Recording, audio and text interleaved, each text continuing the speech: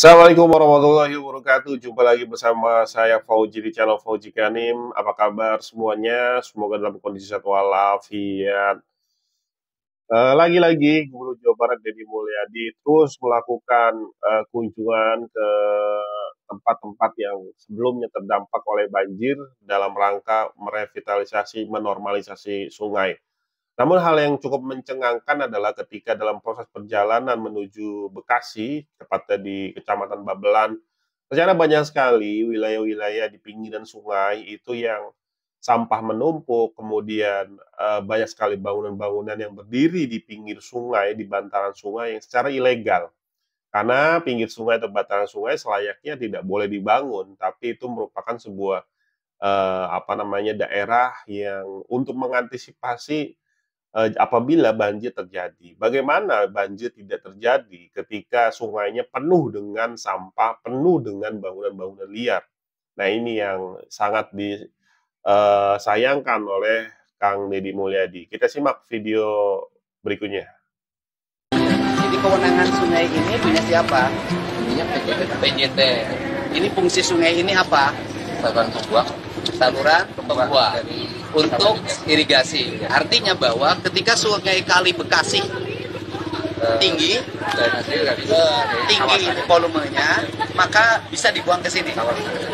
Kalau di sini berproper berarti ke Kali Bekasi naik, mampet lah bahasa kasar. Artinya gini loh, Kali Bekasi kurang aliran salurannya, sehingga timbul banjir. Berarti ini tanah ini, bangunan ini milik PJT, Perum Jasa Tirta.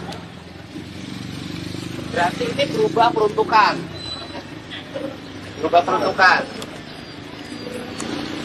Iya, berubah ini peruntukannya. Mereka dapat.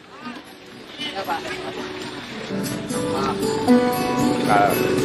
Kali ataupun sungai dibangun bangunan yang sampahnya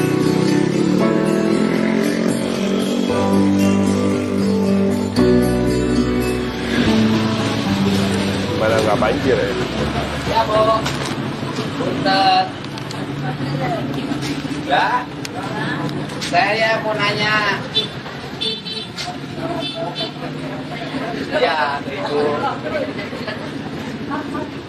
Ini yang punya rumah ini siapa?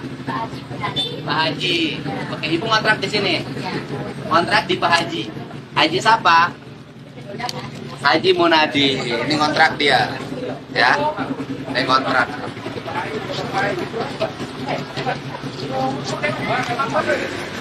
Bangunannya udah kosong.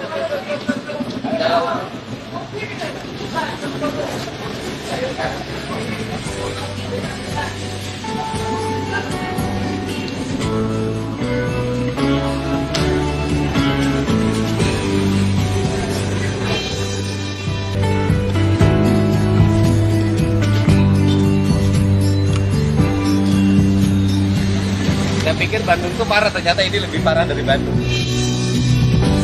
Ya, Bu, yang punya warung ini siapa? Kasih lebih parah dari Bandung.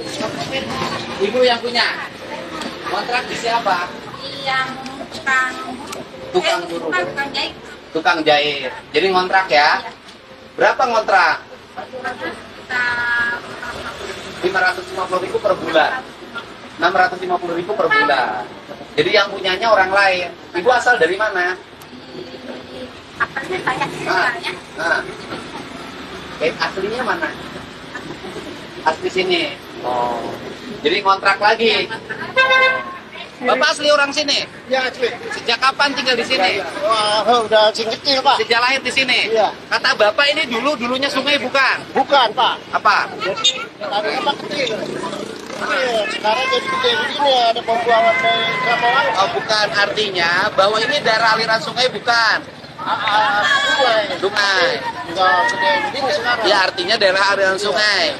Tanah ini tanah jalan, tanah sungai, tanah pribadi. Bukan, tadi pengairan. Harusnya tanah pengairan kan? Iya. Jujur, Pak. Iya, jujur. Harusnya tanah pengairan. Tanah pengairan. Kemudian dibangunin sama orang, disewain. Enggak disewain. Ayo tadi nyewa. Warung-warung nyewa.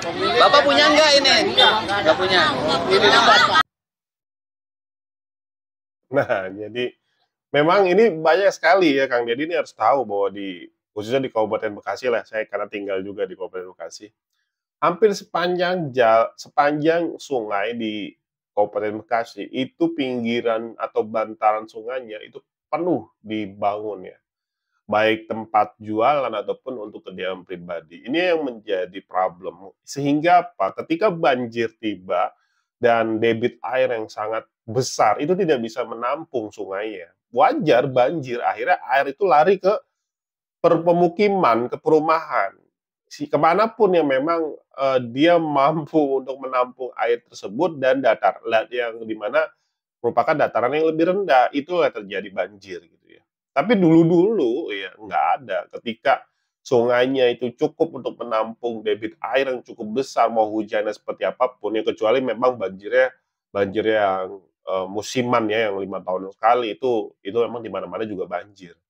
Nah ini ya yang jadi concern. Jadi memang harus ada keberanian dari pemerintah daerah, ada pemimpin daerah untuk menyelesaikan persoalan di bantaran sungai ini.